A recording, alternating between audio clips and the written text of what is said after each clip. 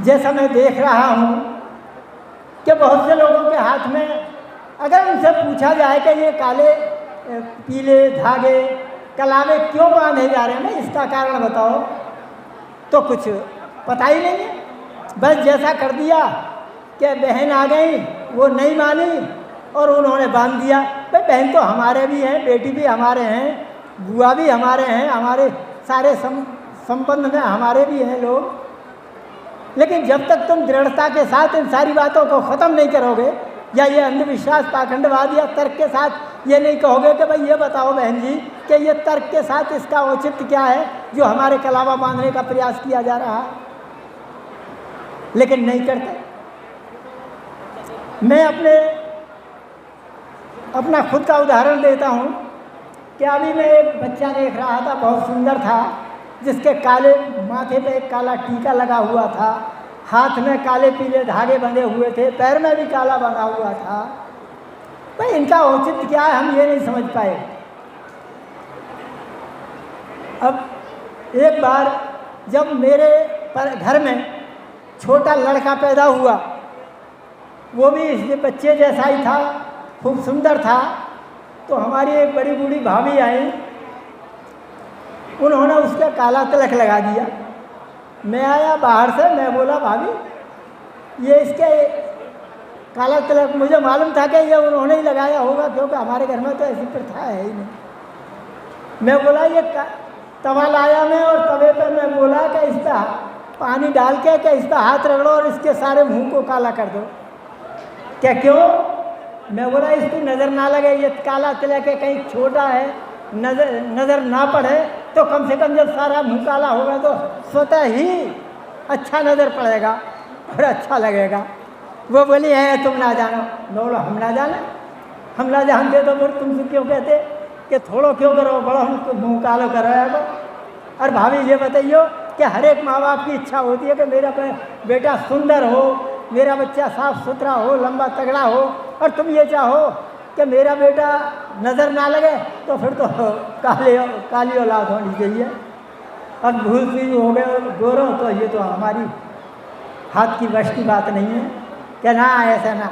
भाभी ये सारे अपने कारनामे अपने घर दिखाना, ये तुम्हारा घर है, लेकिन बच्चे के बारे में या इन अंधविश्वासों के बारे में तुम्हें भी बता रहा हूँ कि ये बात उचित नहीं है। जब जान के उन्होंने वो, मैं बोला इसे मिटाओ, लोग क्या कहेंगे, हमें तो शर्म के मारे मर जाएंगे।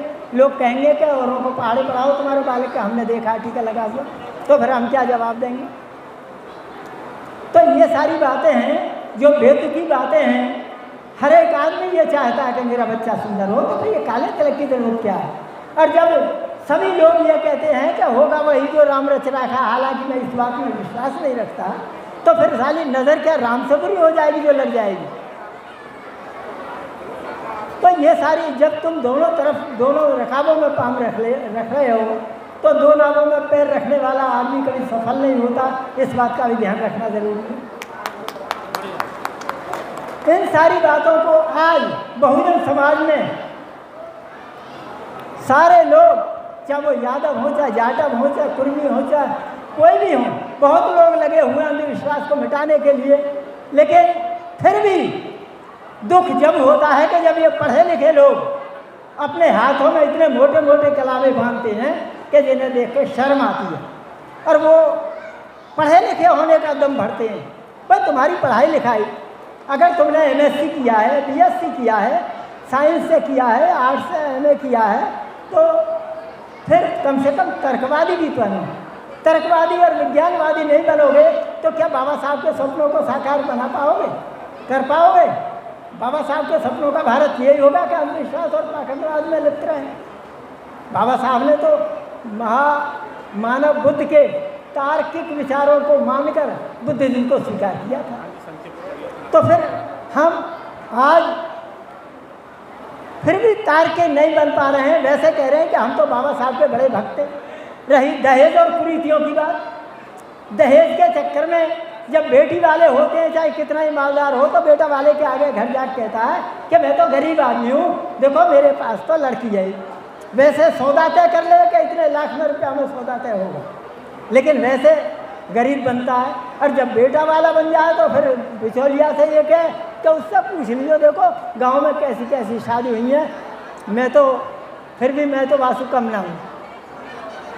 तो इस तरह की बातें, और ये भात हैं, छोचक हैं, दहेज हैं, ये सारी ये आखिर कुरीतियाँ, ये सब एक दूसरे को बर्बाद करने वाली कुरीतियाँ हैं। इन्हें कब छोड़ोगे? बच्चे सबके शादी, बच्चों की तो माँ बाप के अधिकार क्षेत्र की बात है कि वो छोटा कर देगा।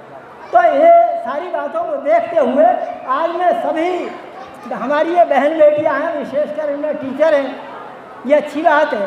तो ये तर्क को आधार मानकर इन सारी बातों को जब भी कोई काम करें वो इस बात पर कसौटी पर रख कर करें कि क्या ये तर्क के विपरीत है या पक्ष में है। मुझे पूरी आशा और विश्वास है कि अब जो भी आगामी कार्यक्रम होगा उसमें मेरी बहन और बेटियाँ जो इस कार्य को, या मेरे भाई और बहन जो हाथों में कलावे बांध के आए 2-2, 4-4, वो इन सारी बातों से मुक्त होकर आएंगे। मुझे ऐसा विश्वास है। नमो बुद्धाय। जय हिंद, जय भारत।